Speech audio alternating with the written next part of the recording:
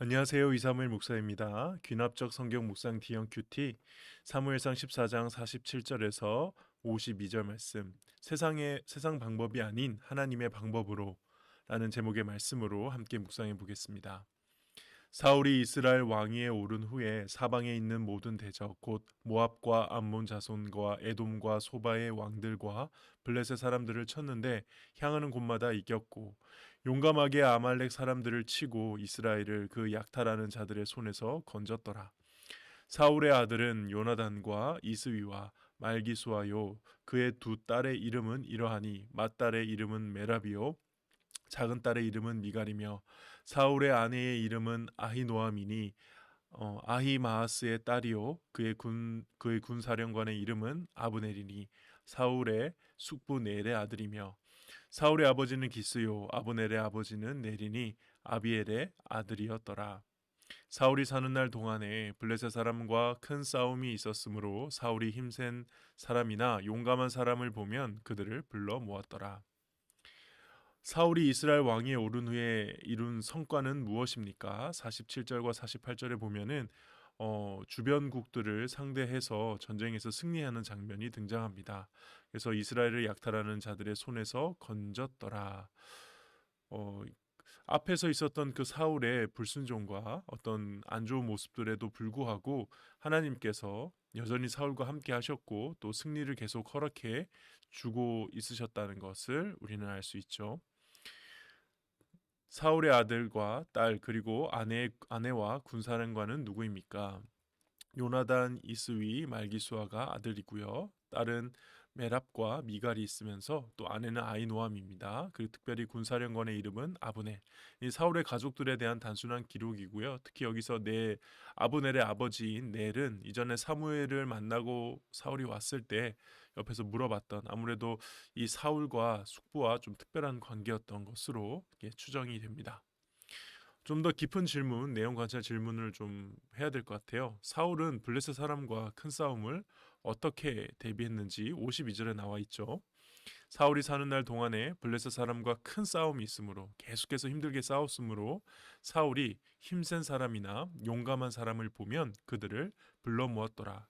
계속 군대를 모았다는 것이죠. 그리고 힘센 사람들과 용감한 사람들을 통해서 강한 군대를 만들려고 애를 썼다는 겁니다. 무엇보다 52절 앞부분에 보니까 블레셋 사람과 큰 싸움이 있었으므로 라고 되어 있는 걸 보면 사는 날 동안에 계속해서 블레셋과 싸움이 있었다는, 그래서 나중에 결국 사울이 블레셋과의 전쟁에서 죽게 되잖아요. 그런 이 블레셋과 사울의 그 앙숙인 관계를 묘사하고 있습니다.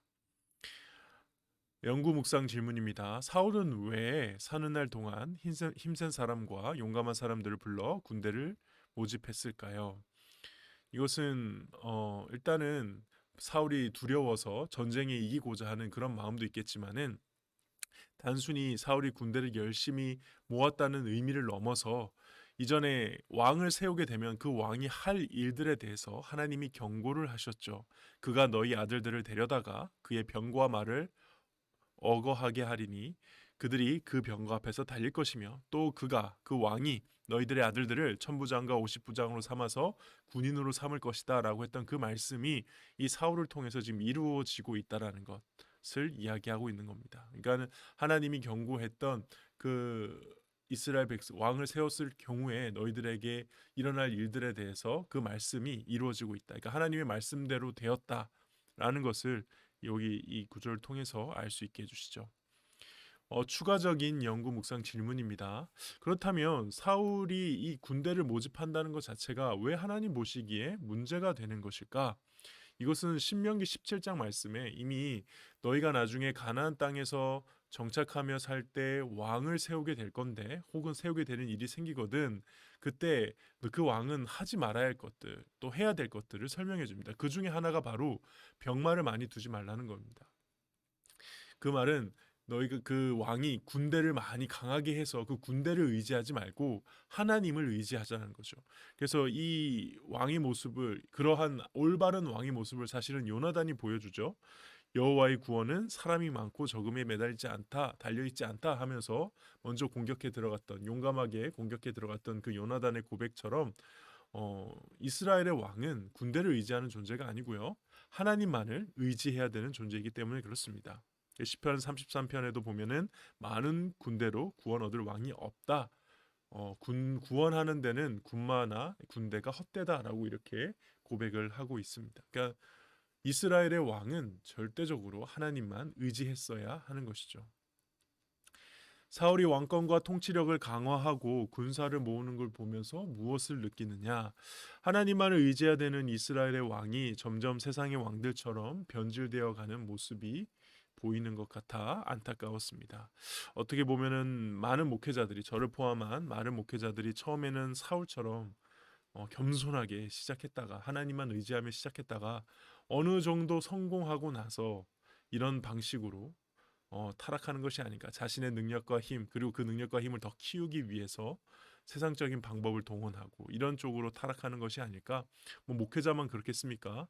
그 누구든지 신앙이 좋을 때는, 그리고 잘 될 때는 하나님을 믿고 의지하다가 그런 성공에 스스로 교만해지고, 그 교만함 때문에 이 사울처럼 하나님을 버리고 계속 그 자신을 성공하게 한 요인이 세상적인 방법에 있다라고 착각하고 거기에 매몰되는 것, 이런 것들이 사울의 모습을 닮아가는 거 아닌가, 그런 생각을 해봅니다.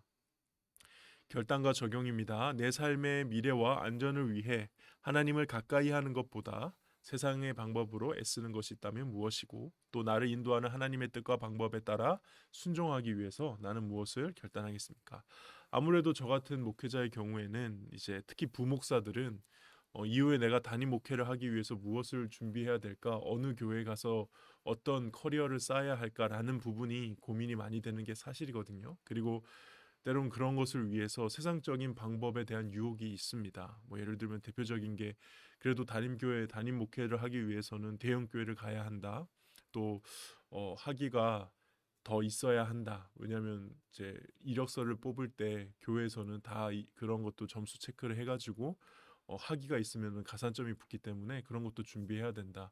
뭐 틀린 말은 아니겠죠. 그리고 때 상황에 따라서 하나님이 그렇게 인도하신다고 하면은 그렇게도 해야 될 것입니다. 근데 그 방법으로 내가 담임 목회가 될 수 있다라고 생각하는 그것은 하나님 앞에서 옳지 못하다는 것이죠.